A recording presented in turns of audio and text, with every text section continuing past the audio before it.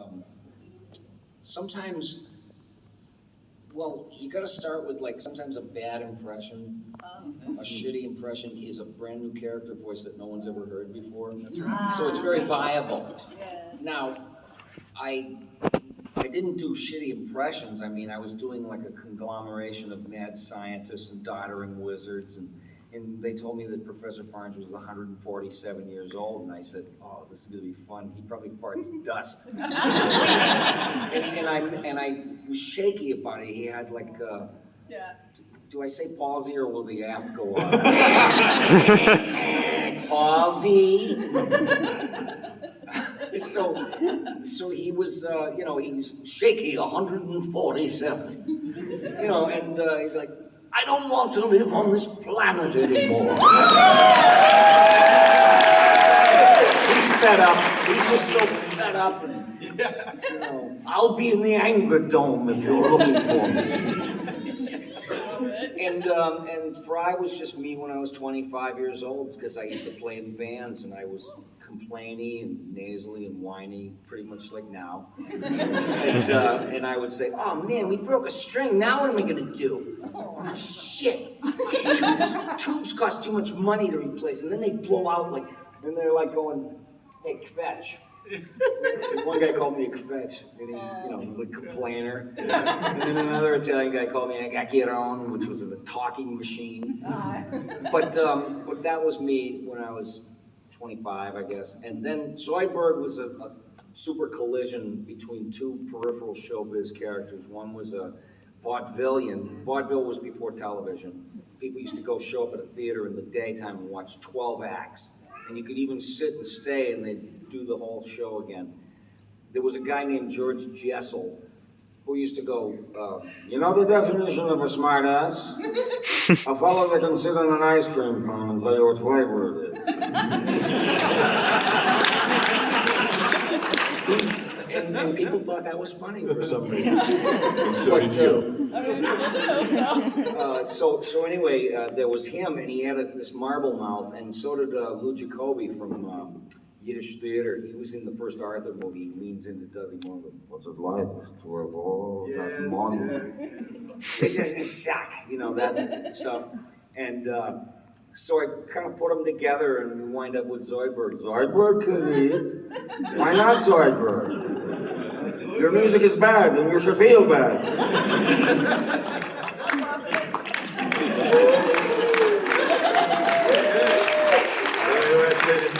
And I always put the Three Stooges references in almost everything I ever did.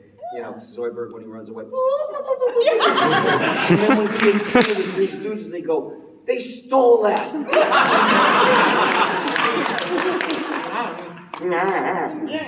And what was the other one? Oh, Zap Brannigan.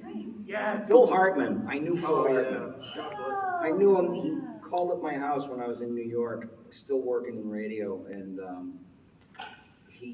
my wife got the phone call, and she called me and said, "Guess who called here looking for you?" I said, "Who?" She said, "Phil Hartman." I said, "B, you know how many guys I know that could pull an elaborate prank like that and fool you?" And she said, "No, it was him. He left his number, wants you to call him." And I said, "Oh my God." So I called him up, and he said he just wanted to say hello, and that he liked what I did, and he told me, "You know what, you should move to Hollywood. You should move to LA." And I took his advice, and he was so generous of spirit. He was, when people welcome you, like, not even a peer, but a guy who's like, kind of like a inspiration. When they receive you, it's like the warmest feeling in the world, like when an old timer looks at you and goes, "Where have you been? We've been saving a seat for you." And it's so beautiful when that happens, and he was like that. And I did an M&M's commercial with him where he played this cocky candy bar named Chalky Bar, and he melts all over the deck outside of the pool. Yeah, and so one night, this is kind of a strange story, but one night it was late and my wife couldn't sleep and I was sort of awake. And she said, "How could you stand it being in this place?" I said, "What place? This Hollywood place?" She said, "Yeah, everybody's like, everyone's like looking to take something from you." And I said, "You know what? It's not like that. Good is where you find it. You got to look for good people, and you'll find them. And so she said, well, like who? I said, Phil Hartman. There's a name for you. That guy's a real man. Just great soul and so talented. So talented. And probably around that very time, his wife shot him to death. You know, and so that happened the next morning. I know, Phil. And so they were going to use him as Zap Brannigan. And when I talked to him when we were hanging around, we shared our love of big dumb announcers from the old days. You know, and I love those guys. It's like I can't really do it. I can fake it. You know, Johnny Benn in the human cannon saying what's in you has got to come out. And it's 5 minutes after the hour, 5 o'clock in the afternoon. You know, it's like the dude. You know, everything's just a bowl of cherries. Yeah, and that hamburger helper of sentences. You know that. Well, I think. You know that mulligan of ruminating. Yeah. And so I love those guys. I said, who the hell talks like this? So I wanted to be able to do it, you know, adequately. And that's what Zap was. He was a combination of all those old radio guys that when I started, those dumb giants were still around.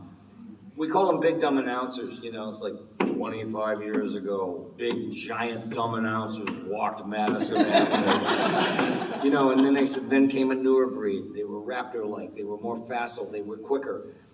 Little dumb announcer. You know, it's time, everything's cyclical. You know, now we're I was one of those. Yeah. What? You were a big dumb announcer? No, little dumb announcer. A little dumb announcer. One day. But that was the inspiration for him.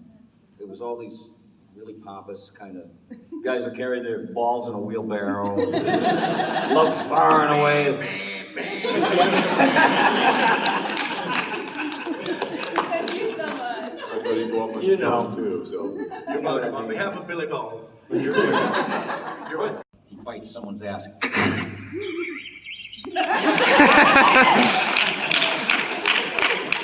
Nothing funnier. That character, whether I did it or whether someone else does it.